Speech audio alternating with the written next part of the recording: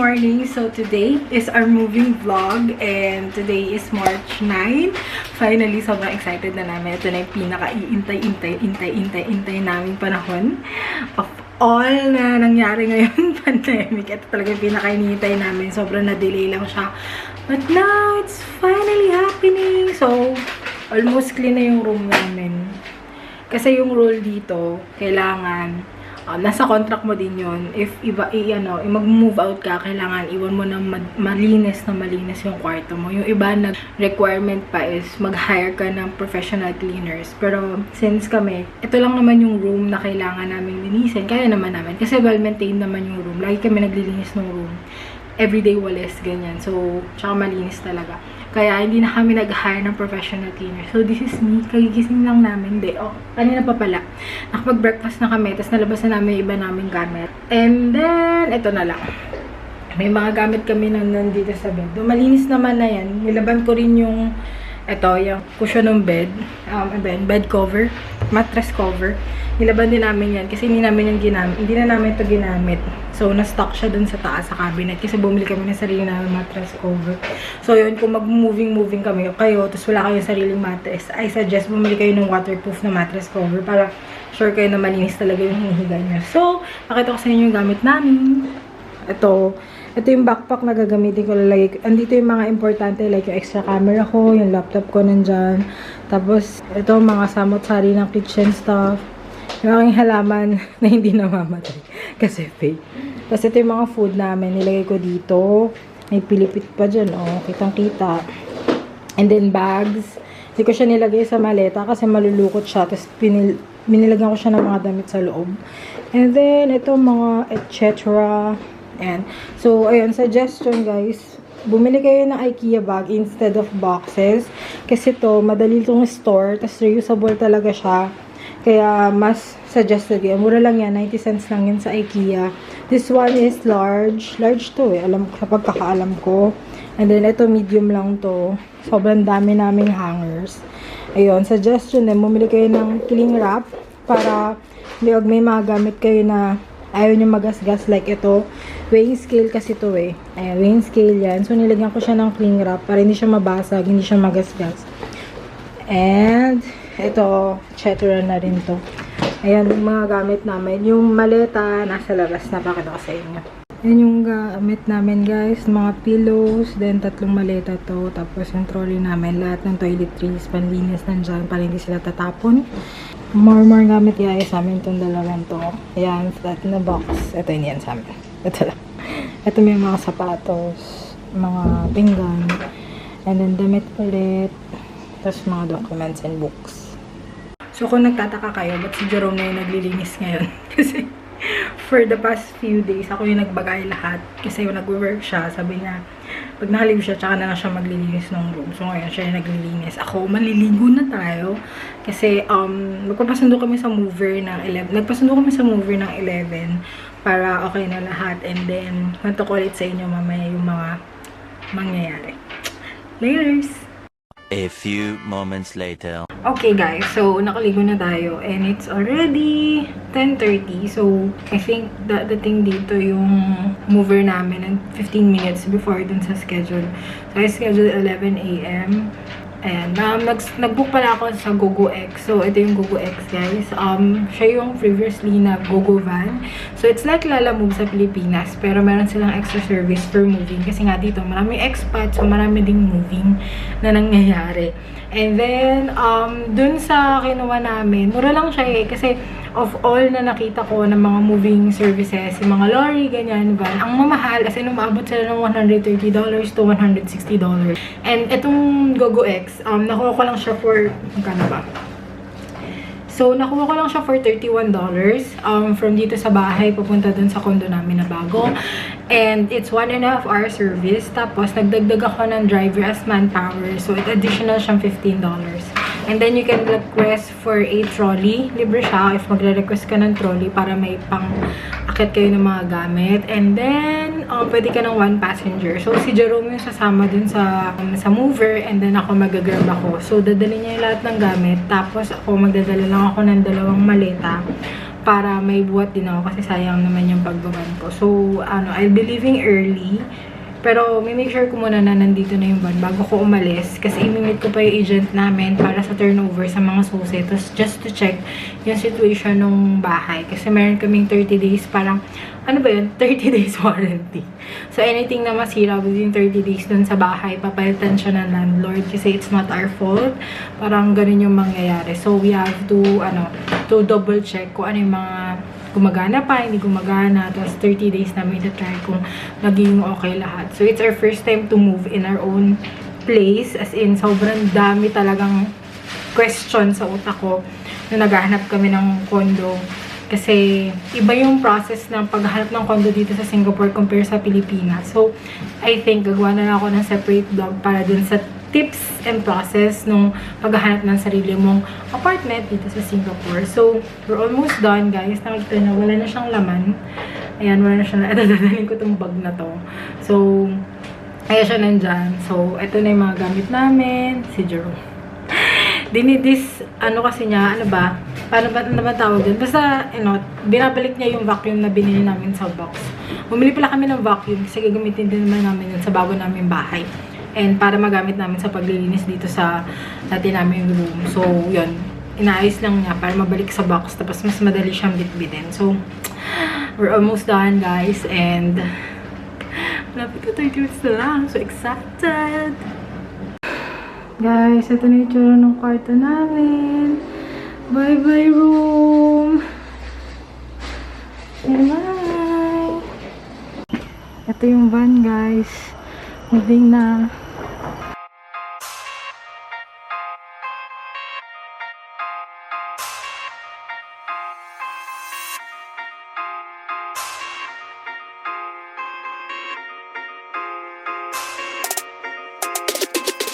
Guys, we're here! We're home! Finally.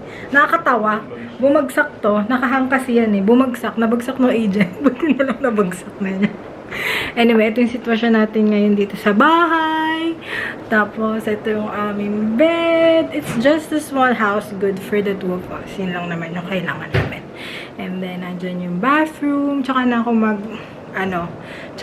anong tawag dito? Papasyal sa inyo or house tour pag naayos na namin yung bahay. Kasi ngayon, ang gulo-gulo pa niya. Ang dami pa. Ilalagay na niya yung mga pagkain namin sa freezer kasi baka masira. So, meron kaming TV dito. Smart TV na siya, I guess. Tapos, ito lang yung view. Ayan. Sobrang init maglipat ngayon. As in, sobrang init talaga. And good thing pala, may share na siya na ganito. Kasi bala ko bumili sa IKEA. So, since meron na pala, hindi na namin kailangan bumili. So, okay, diba? Pupunta kami sa Philippine Embassy today. Hindi kami masyadong mag-aayos. Yung mga kailangan ilagay sa ref and freezer. Ito pala yung kitchen namin, diba? Isang diretso lang yung bahay namin. Tapos ito na yung kitchen. Tapos lazy boy naman yung aming upuan. So, Kelly Bells. So, yeah. Uy, ang sarap umupo dito sa natin, couch natin. Pwede ka dito matulog. Niloloko ko si Jerome. Sabi ko, Bev, handa ka na bang matulog sa couch? Niloloko ko siya lagi. Sabi ko, masarap na matulog dun sa couch. Pag, laway mo ako, daw matutulog sa couch. Pero, yes guys, pupunta tayo sa Philippine Embassy today kasi hindi ko na-vlog ata yun na pumunta kami sa, nagpa-renew kami ng passport last January and then nag-available yung passport namin February, last week ng February. So ngayon, pwede na siyang i-claim and we will grab the opportunity na wala kami pasok pareho pa ni Jerome kasi pag nagkapasok na ako, napatay na. Wala na kaming time. So, yes guys, mamaya, alis ulit tayo. So, mag-ayos-ayos kami ng paunti-unti para lang lumuwag dito sa bahay. Laters! Okay guys, so nakikita niyo naman gano'ng kaliwanag dito. Yung aircon namin, nagbibili siya. Hindi namin alam kung anong sira niya. So, binuksan ko na lang yung mga bintana. Mahangin siya in fairness. And, nakapahinga na kami ng very light. So, maalis na kami. Punta na kami sa embassy para kunin ang dapat mga kunin. So, yun. Tapos, bukas daw pupunta yung handyman. Bukas daw pupunta dito yung handyman para gawin tong aming TV console. Tapos, yung TV pala namin, hindi siya smart TV. So, bibili kami ng Mi Box dun sa Xiaomi. Tinignan ko kasi kung magkano yung Apple TV. Sobrang mahal niya, 200. Yung Xiaomi, $40 lang. So, sa Xiaomi tayo, diba? Kasi pareho lang naman sila nang gagawin. So, yun, sa Xiaomi kami bibili. Baka maghanap na kami ngayon para makapanood na kami dito sa TV na ito. Sayang naman. Pero sanay naman kami sa laptop lang nanonood. Kasi, wala naman kami TV dati dun sa dati naming kwarto. So, ngayon lang kami talaga magkaka-TV. Pero very excited na agad kami sa TV. Tapos, frustrate ako na pagbukas ko ng TV. Hindi pala siya smart. My God, nag-expect ako. Kasi nung nagpunta kami dito, nanonood ng YouTube yung tenant. So, kala namin smart TV. Siguro meron lang din siyang, smart box ba yun? Yung tawag doon. Basta meron lang siguro siyang ganun. So, yes, tama na ang hanash. Mainit na naman yung lakad namin, pero okay lang ganun talaga. So, we have to go. We have to leave. So, para makapunta rin kami ng IKEA, and then pag IKEA na kami, makapunta kami ng mall, at least makahanap kami nung kailangan namin. Ang dami naming errands today, kasi ngayon lang nakalive si Jerome. Bukas may pasok na ulit siya. Tapos sa Monday, may pasok na rin ako. So, kailangan namin maayos lahat dito sa bahay within the week. Tapos alam nyo ba, nagka-problema kasi ako sa, sabi ko, diba, tara na. Hindi, kasi nagka-problema kami sa internet connection. Meron kasing provider na nag-apply ako sa kanya. Tapos, twice ako nag-apply, then naka-cancel niya yung order ko. Online kasi ako nag-order. Ganun kasi dito, parang online na lang talaga. Parang mas may fee pag pumunta ka sa mga stores nila, may fee. Pero pag online ka nag-apply, free lang. Parang ganun yung nangyayari ngayon dito. So, yun, 2 beses na akong kinansela ng order. So, natayang yung 2 weeks namin ng pag-order. Kaya ngayon, wala kami internet. So, lumipat ako ng provider, which is StarHub. Si StarHub, darating siya sa 11. Since late na kasi ako nag-apply, so wala na silang available today. So, hanggang Thursday. And luckily, pagpasok ko dito, yung dati daw tenant, iniwan daw nila yung internet nila ngayon. So, we have some time para gamitin siya until the 15th. So, bukas, tsaka mamaya, may internet kami. Hindi kami mag-aalala kasi si Jerome naka-work from home siya tomorrow. So, kailangan talaga niya ng internet or ng wifi. So, yes, that's all. Tama na ang hanash. True na to. Let's go! So, guys, naglalakad na kami papunta sa bus stop. And, malapit lang naman siya. 4 minutes walk. Pero, 1 hour away kami dun sa aming lugar. So, ewan ko kung ano mangyayari sa aming mag-asawa. Hindi ako nagdala ng vlogging camera kasi mamaya marami kami dala dahil mag-IKEA kami. Bibili kami ng mga kulang sa bahay. Diba? Mamimili na kami sa IKEA. Wala kami dalang IKEA bag. Ang dami naman IKEA bag dun sa bahay. So, mamimili kami. Tapos, ang dami pa namin ayusin dun. Maraming condo dito around. Tapos, sobrang tahimik niya since mga residential lang tong area na to. And then, pagpunta mo dun sa main road, sobrang daming kainan. So, gusto namin tong place na to. Sana tama yung nilalakaran namin. Chika ko ng chika, hindi ako tumitingin sa Google Maps.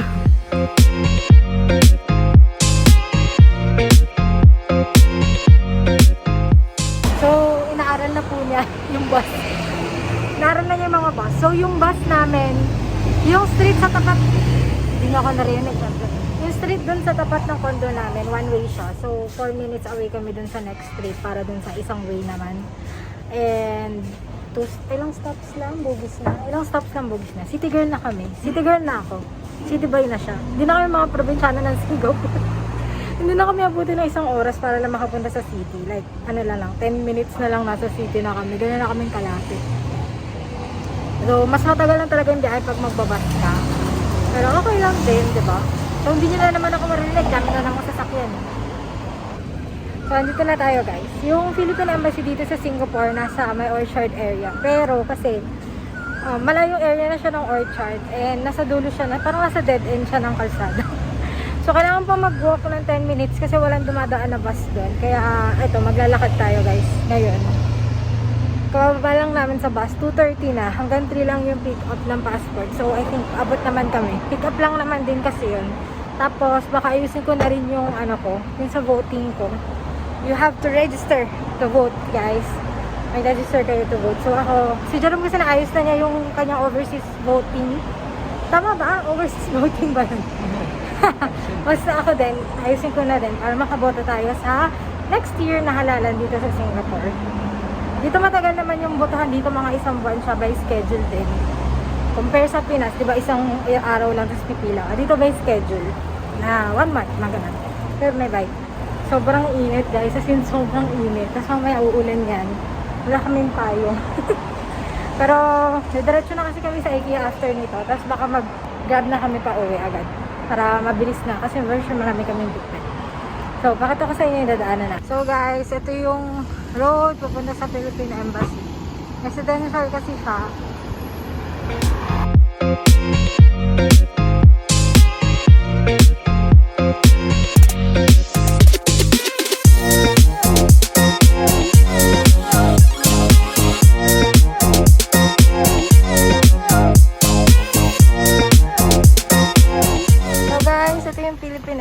So, maliit lang siya, parang bahay lang. Pakinonvert lang sa office. Tapos, hindi kasama yan Hindi kasama yung building na yan. Ito lang yung entrance. Tapos ito yung embassy. Nandiyan lahat ng SSS, pag-ibig, and sa passports, birth certificate, and all. So, 3 p.m. na.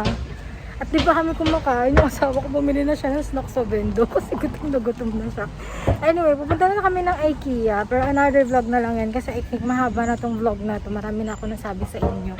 So, yan, sabi ko nga, gagawa na lang ako ng separate vlog dun sa process and tips sa paghanap ng bahay dito sa Singapore. Kasi it's a different thing compare sa Pilipinas ka lang maghahanap ng titirahan mo. And yes guys, see you on my next vlog na lang kasi marami na tayo magiging daily vlogs kasi nga tayo na lang yung tao, wala na tayo may invade na privacy ng ibang tao. So yes, yun na yung vlog natin today guys. Sana nag-enjoy kayo sa moving day namin, nakakapagod.